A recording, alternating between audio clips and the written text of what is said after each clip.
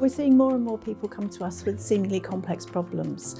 What they're telling us is that it's more to do with their experience at work. It's not necessarily to do with the incidents that they've seen or events that they've gone to. It's more to do with how things actually happen at work, their experience of going to work on a daily basis, perhaps not feeling as trusted as they might be at work or feeling as valued as they could be at work. And for some of them, a real hesitancy around accessing work-provided support. One of the things they also raise with us is that they recognise that their individual position has a direct impact on their family life and on their home circumstances as well. And they find it difficult to separate home, family and work. It's all kind of mixed together. The recent events have made a lot of people reflect on their own situation. Some of what's been said has really struck a chord with some people.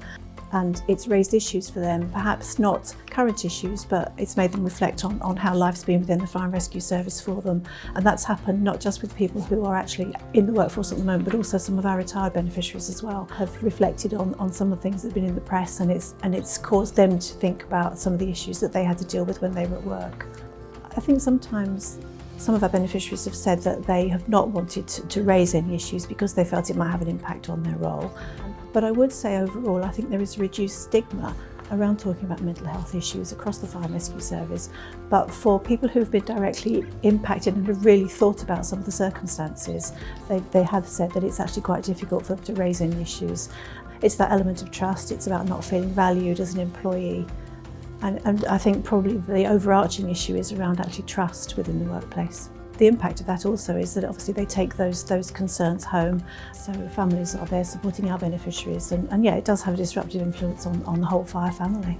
In terms of what the charity is providing, we are working very closely with a number of fire and rescue services, actually providing health coaching and leadership for wellness, and actually trying to work very specifically actually on site in fire and rescue services with members of the service to develop their understanding around health and wellbeing and the impact that culture actually has on health and wellbeing.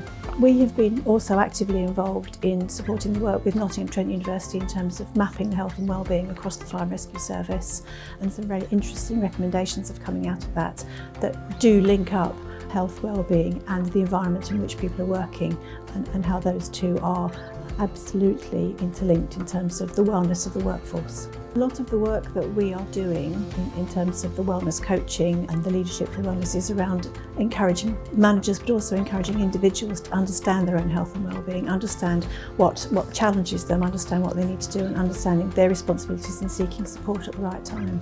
I think if somebody has experiences and is reflecting upon some of their incidents recently, but to remember that the firefighter charity is there for them, that we will provide support through a very easy contact process, and we are there for them both now, whether they are in the workforce, whether they're retired, whether it's part of their family that actually needs some support, we are there for them.